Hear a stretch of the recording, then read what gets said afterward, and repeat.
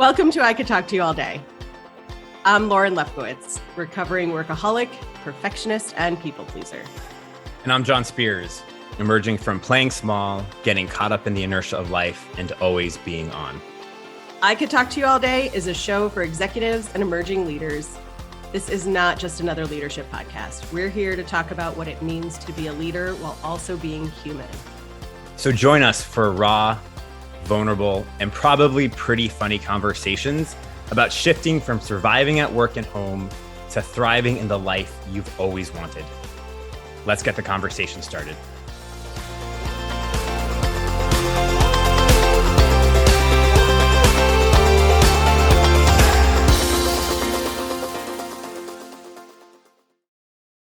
Yo, Lauren Lefkowitz, how are you doing today? Hey, John, I'm great. How are you doing? I'm doing well. I love that we start these conversations with like, hey, how you doing? After we've been on the call talking for like 20 minutes already.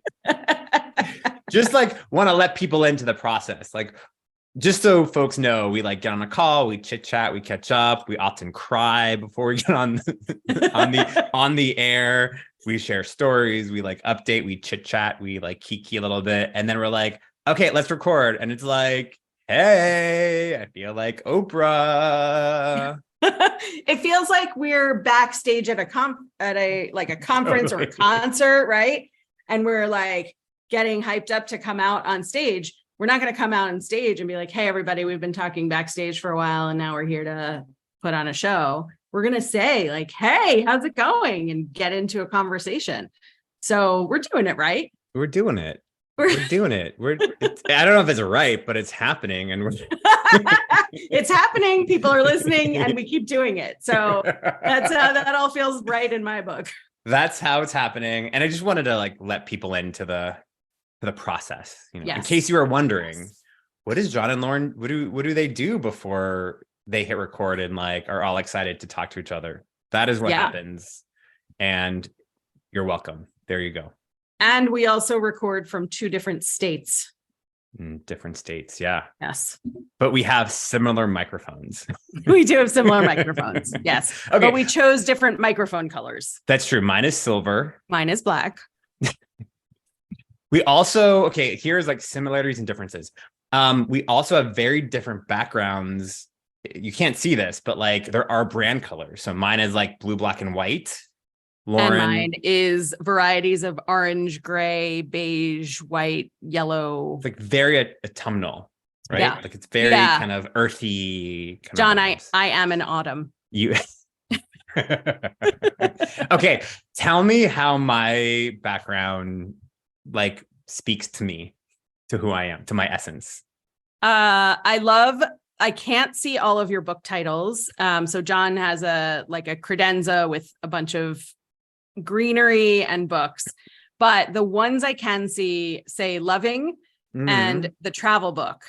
And to me, that really speaks to a lot to who you are, is you are such a loving, warm, compassionate person. And the painting that's behind you, the blue and black painting that's behind you, just like screams like energy. Like it has a lot of energy behind it. So to me, it feels like I'm like at your home, you know. To me, mine feels like I'm on brand, and I'm happy with that. Like it feels warmly like I'm on brand. But yours is like welcome in, and I really like that. Welcome into my home. Thank you for humoring me, Lauren, on this, because I don't know why we went there, but it was interesting, and I'm glad you got all of that stuff from my background, because that's who I am. I'm home, I'm energy. I love traveling. Love is so important to me. Loving myself and loving others, I think, is really, really super important. So I'm glad you got that from my background. And maybe someday we'll do a video podcast where people can like actually see where we're recording this from. But Lauren, we have been talking about so many incredible things in the world of like development and leadership development and organizational culture and development. And today we had been talking, in the lead up to this conversation, talking about results And what does it take to get the kinds of results that we want? And in coaching, this might not be the framework or the formula for results in every kind of coaching approach or methodology, but it is a common approach in our sort of ontological way in which we coach and we see results. And that is awareness plus action. And I would say maybe inspired action from being, given that we really talk a lot about being and how we show up in the world, plus any one of these things like accountability, structure, support equals results. So I'm gonna do it one more time. Awareness plus inspired action from being plus accountability or support or structure equals results. I love this framework because with a lot of my clients and with myself, we have a tendency to jump to do. We have a tendency to want to know, what do I do? And sometimes I'll ask my clients, how are you being in this situation? What's coming up for you in your thoughts, behaviors, feelings? Where is your head and your heart on this? And they zip through it, as do I, right? I'm not excluding myself. We're our own clients as well. We zip through it. And then we say like, okay, but what do I do? Mm-hmm. So I love the word inspired paired with action, because action, anybody can do action. I can go jack my car up and change the oil. I don't know how to. It'll take me real time to figure out. And I'll probably end up with oil like in my mouth. But I could go do that. I will be grumbling about it. Yeah. I know people who love cars so much that they get a ton of satisfaction out of having a fresh oil change and doing it themselves. So the inspired part is it takes action to another level.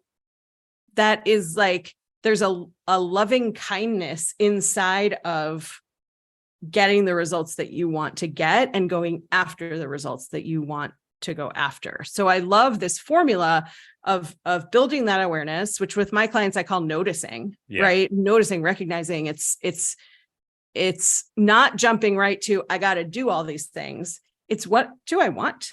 How do I want things to be? How are they now? What is the gap there? Mm-hmm. And in that is, don't do it by yourself, right? And we're going to talk more about that, I'm sure. But this formula is not a siloed formula of like, go do it yourself so that you can be ready to go out to the world with results, because we are all in progress. And so this formula, awareness, inspired action, accountability, and, to get to results is the very basics. Right. It is so high level that if you throw it at somebody and say, go, super overwhelming. And I don't know any better what to do than I did before you gave me this formula. Well, hopefully we can demystify that a little bit and give some of the building blocks for what folks can do for each of these different steps. I had two things that really resonated with me when you were talking. One is, it's so interesting, particularly I think leaders and executives and like type A people who like want to get stuff done. I almost slept there and said beep, who want to get stuff done. We jump to the doing. And I've talked a lot about this book with both my clients and with you and on this podcast. Peter Block has this amazing book called The Answer to How is Yes, because it talks about this propensity that we have just into doing. And it doesn't allow us to explore what our values are. What are we committed to? Awareness of the context. And when we jump to the doing, we often look for other people's experiences. We look for the how or the what through validation of what other people are doing or have done. And while I think that's like can be good, particularly when you're thinking about best practices, it doesn't allow us to be creative and innovative and do based on who we are and our unique set of gifts and circumstances. So I love that. And the second thing is, this isn't like a siloed, static formula. This is dynamic. And I constantly, when I think about this formula and this framework for myself, move back and forth through awareness and inspired action and sort of the being piece of it as well. And so the awareness piece really kind of, for me, flows throughout this. And I'm constantly kind of, it's not linear. I'm going back and forth, and awareness is not like a one-time thing. It's not like, oh, green check on my iMessage, done. Like I've done it. It's this constant exploration to go deeper and have deeper levels of awareness and consciousness to continue to like influence who we be in the world, what we do, kind of support that we need, accountability, structure to get what we want to get. I am thinking of your how and what that you just said. And I'm like, yeah, how, what?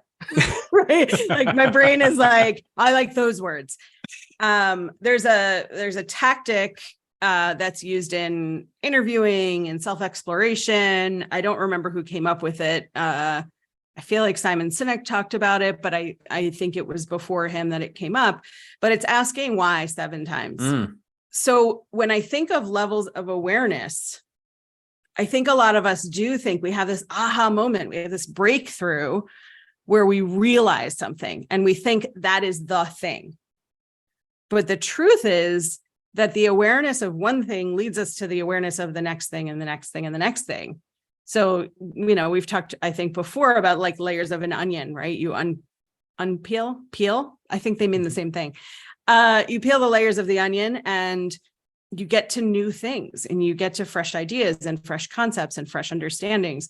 So the awareness part can be several steps in digging down into awareness. Why do I want this? Who do I want to be? How do I want it to be?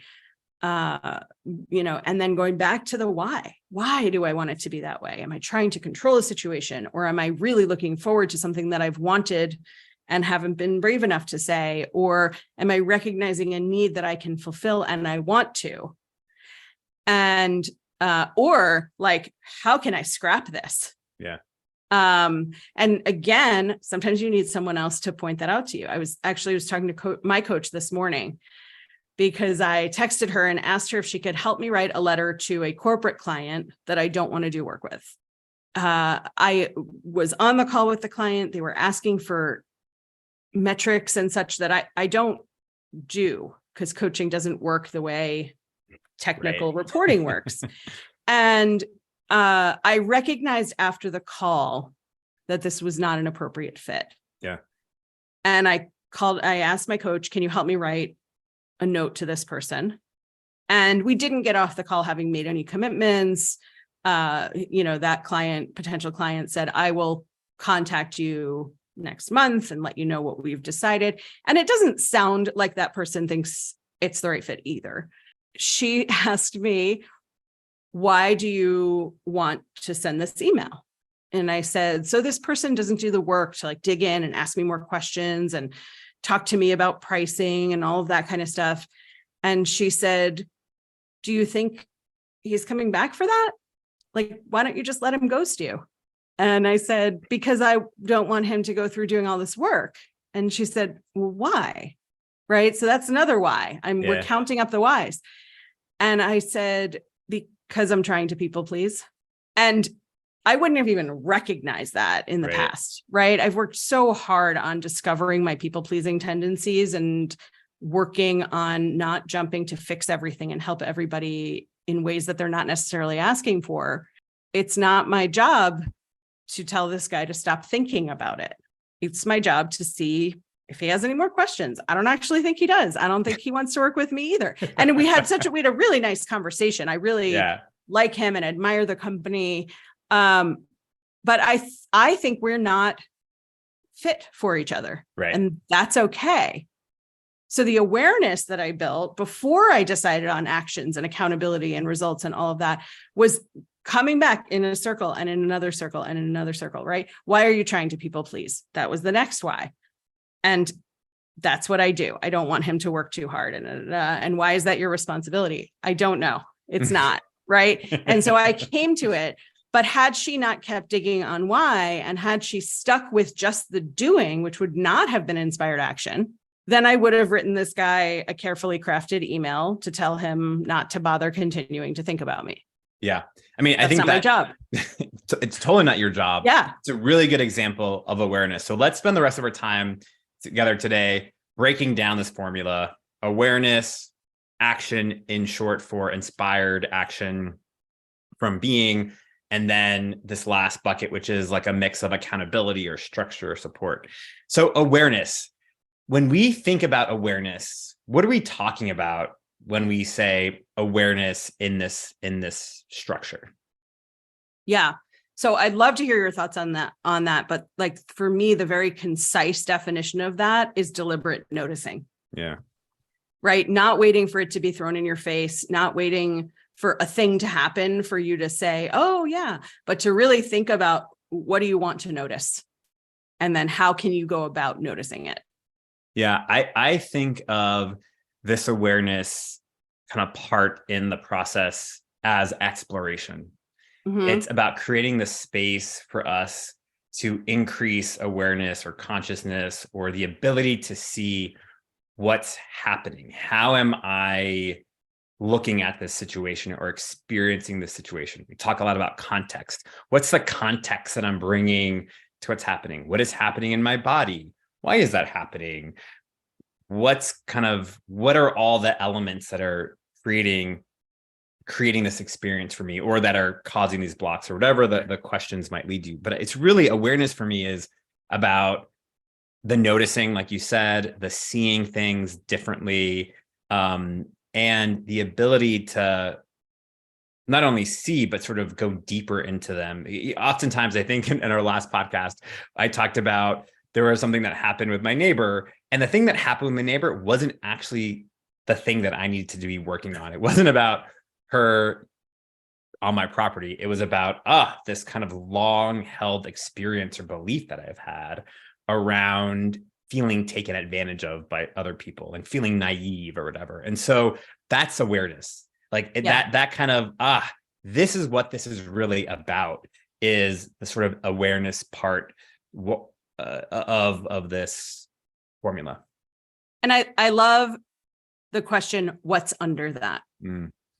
Because I think that really helps us, because I've been coached on being coached, the why implies that to me. Right. But if you're out listening to this and you're thinking, I don't know why, it's what's under that. What's the layer below the reaction that you're having? And you said it, feelings and body sensations and thoughts, like what is happening in your head and your heart and your body that is making you notice this thing and make decisions based on this thing, whatever it is.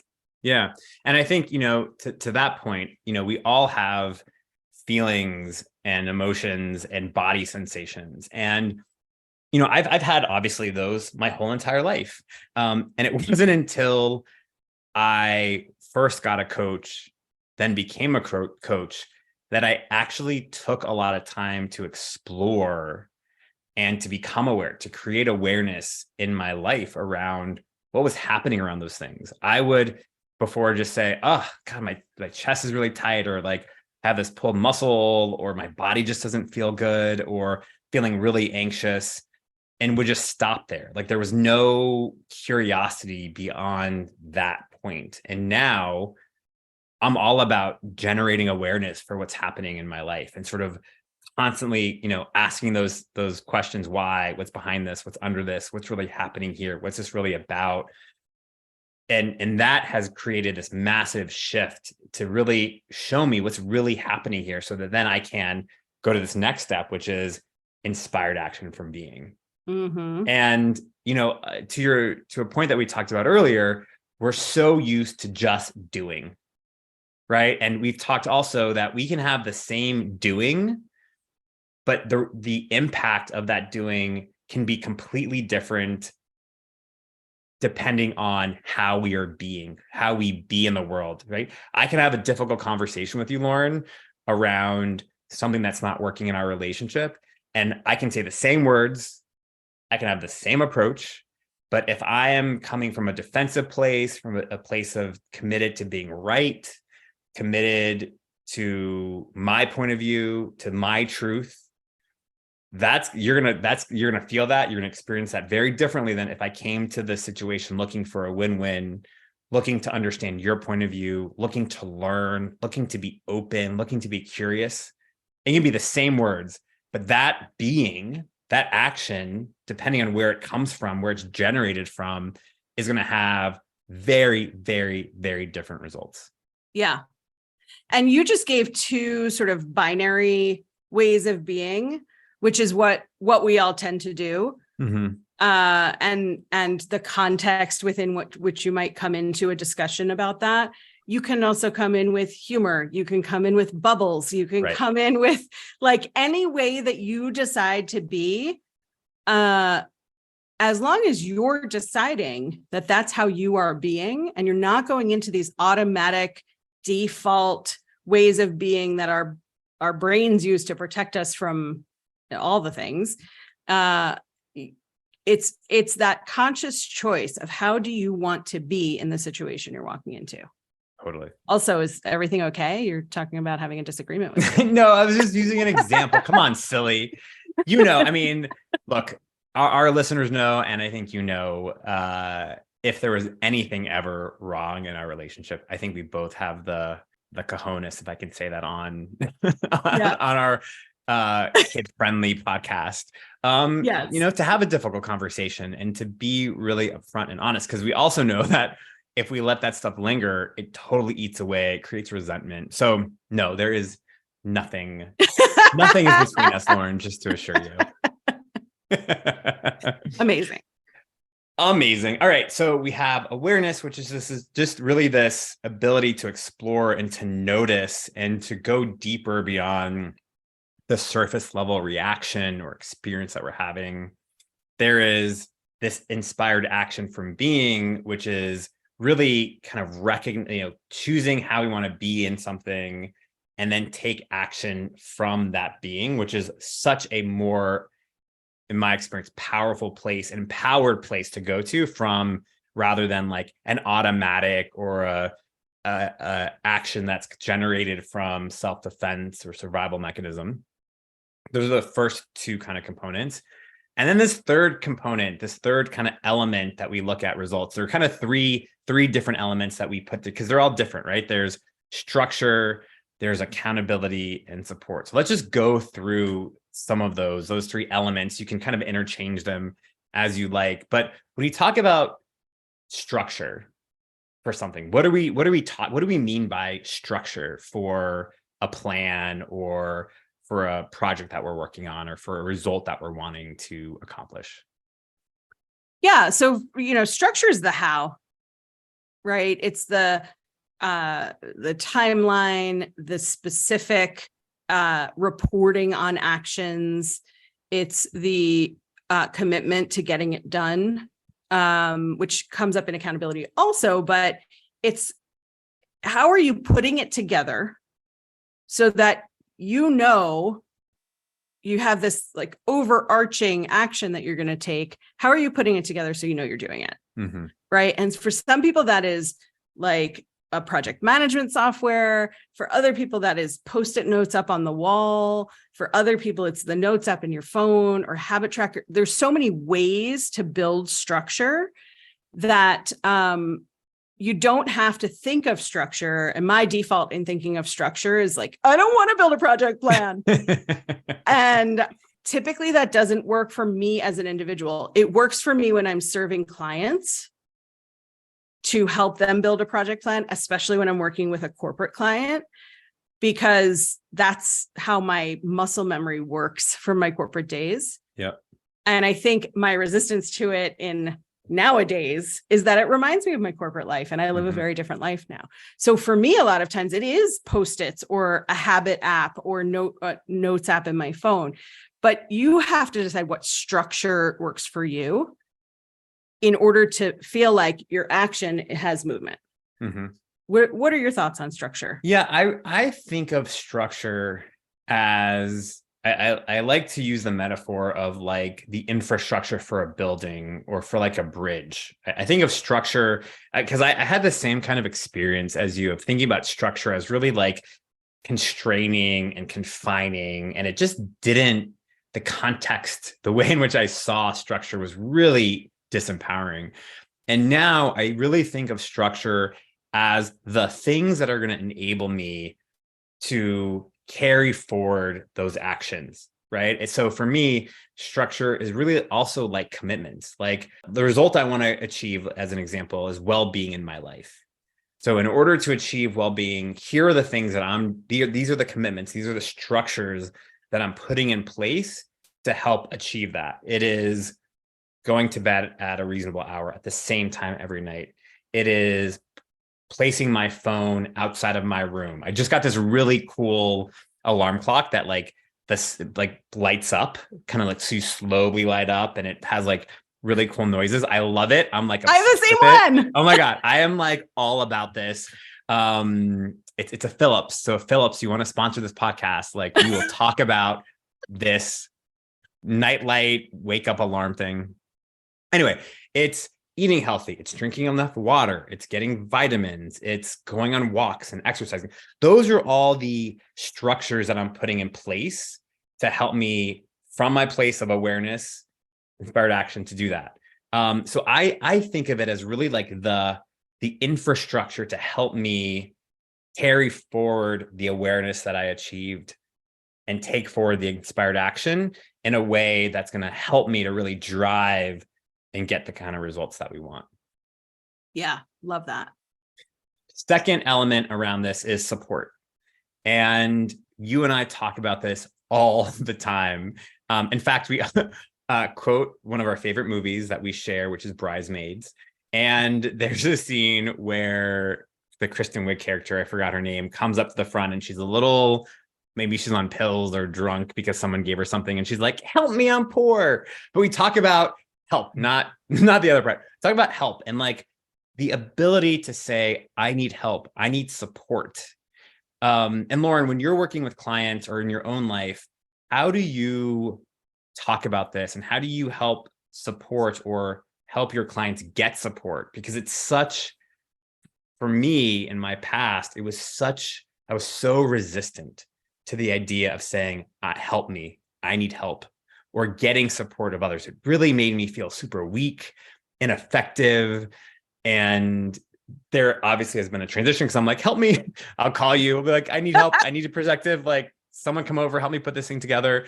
But how do you get through the support piece for yourself and also with your clients?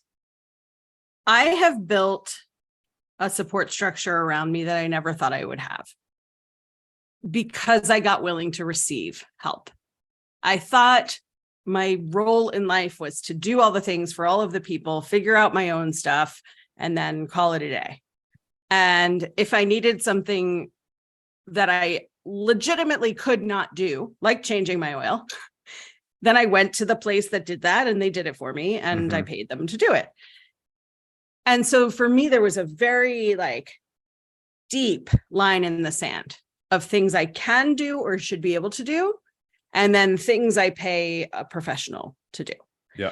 And I really had to be out of my realm to pay a professional. Now there's no line. Yeah. And I have people in my life who have seen me ask for help and have given it to me. And because I've built that trust with myself, I was always allowed to trust those people. But I've built that trust with myself that I'm allowed to let people in to help me. Those people now call me out. Yeah. And they'll say, like, why are you doing this by yourself? Why are you trying to figure this out by yourself? And so for me, that support piece has a foundational build where you ask for help, like deciding on a color. And you ask for help with light kind of things. And then you move to medium things. And then you get this, uncomfortable comfort level of being able to say, I don't even know what I need help with. Yeah. I'm just calling you crying. I don't feel good about this thing. I don't even know what I need help with. Right. And then you get to ask the questions. And with my clients, it's a lot of questioning and a lot of holding silence and allowing for the first answer to be, I don't know. And the second answer to be, I just don't want it to be like this. And then the third answer starting to be what you actually want, or what's actually bothering you, or what's actually getting in the way, or what's actually making you think you're not good enough. And so one of the ways that I ask my clients questions when they're making commitments to themselves, when they're telling me something that they're going to do, or there's some way they want to be, or something they want to be aware of, is how can I support you? Not can I support you? Because that's a yes, no question. And the independent type A, hardworking person that I work with is going to be like, nope, I don't need anything. Yeah. But if I'm asking, how can I support you? Or what can I do to support you? Or what do you need from me in order to be supported in this? The answer is almost never nothing. Right. Even if that's the first answer and I hold 5 seconds of silence. And then they say, oh, actually, it would be really helpful if you texted me on Tuesday to see how that's going. Or I'd like to text you every time I do it. Cool. And there are a million other ways to get and receive support. And I know you and I both offer on-demand service to our clients so that they don't have to wait for the next appointment. They can just say like, I'm thinking this thing, or I'm feeling this thing. I need support. Cool. Right. So asking, knowing who your people are, and then like being in it and being willing. Yeah. I love that. And the last kind of element in this third bucket, you have, and the last element in this bucket, you have structure, support, and accountability. And accountability really is holding people to what they say they're going to do. Yeah. And we like to receive that differently, right? So it looks differently to some people, but it's really about making commitment and then supporting the person through following through on what they committed to do. Yeah. And ourselves. And yeah, totally. Right. How do we hold ourselves accountable? I'd love to hear your thoughts. I know I took on the support piece, but I'd love to hear your thoughts on the accountability piece. Yeah. I think you raise a really good point, and that is around holding ourselves accountable. I think that is the most important type of accountability. I really love and need external accountability. We at one point in time had a habit tracker that we would share, and we had these habits that we wanted to do. It was really helpful knowing that I wanted to answer someone else. I invited someone else to be a part of my structure and my support to help me stay committed to habits that I wanted to do, and that actually are continuing post and after the time that we had this thing going on. But I think the thing for us to really explore is, how do we hold ourselves accountable? It's easier to get someone to say, hey, I'll call me next Thursday, put it in your calendar, let me know what's happening. But to hold ourselves accountable, to do it when no one else is looking, when there's no sort of external pressure to be shamed, right? Or for someone to call and say like, oh, I know I'm going to do that, I think is the most important and kind of transformative type of accountability, because then we are staying true to ourselves and we're not abandoning ourselves, right? I think a lot of times I've made commitments and haven't followed through for lots of reasons. But when I started to hold myself accountable and also be aware of why I wasn't following through on the commitments I made, it kind of just generated this whole new kind of way of being around holding myself accountable. And so when I say I'm committed to something, I really dive into the why. Why am I committed to this? Why do I want to do this? Why do I want to achieve the results I want? What does it mean to me? What kind of meaning is it going to provide for me in my life? And if I don't do these things, I know that I'm only letting myself down and my future self down. And so when I really have a vision for the future of what I want to create, holding myself accountable is a lot easier than me just kind of meandering in the woods, so to speak. I want to point to how you moved back through the formula. Yeah. When you talked about accountability, is coming back to awareness, coming back to how you're going to do it in order to hold yourself accountable. Do you need somebody else to come in? Do you need to prove to yourself that while nobody's looking, you're doing the work?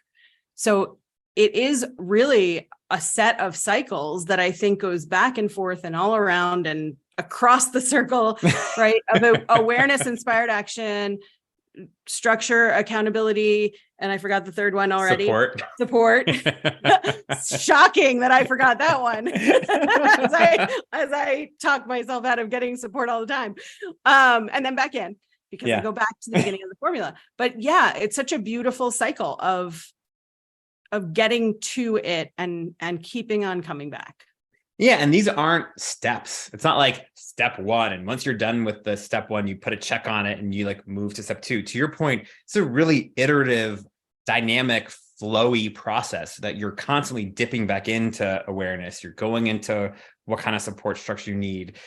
There's a flow that exists in this approach that we might call it a formula, but it's not formulaic. It's not a linear step-by-step process. It's really creating the space in our lives to constantly be exploring and open and curious, to a previous episode that we had around the level of awareness we had. Who are we being in a situation that inspires the kind of action we're taking? To what do we need? What kind of structure, support, accountability do we need to get the results we need to do? And what's interesting for me is, I think this is true for you based on conversations we've had in the past, is that level of structure, support, accountability varies hour by hour, week by week, month by month. And so it's this constant, asking yourself, what do we need? Mm-hmm. What kind of support do we need right now? There are seasons of my life where I am incredibly motivated to get stuff done, and I need very, very little support or accountability. And then there are seasons when I'm really not feeling flow, really distracted, where I need some help and some support around that piece of this formula to achieve what I want to achieve. All right, Lauren, I can talk to you for several more hours, and I can talk to you all day about this and like everything else. Same. But unfortunately, our time is running up. Thanks again for this conversation, and thanks to everyone who tunes in episode after episode to be a part of this community and to be a part of this conversation.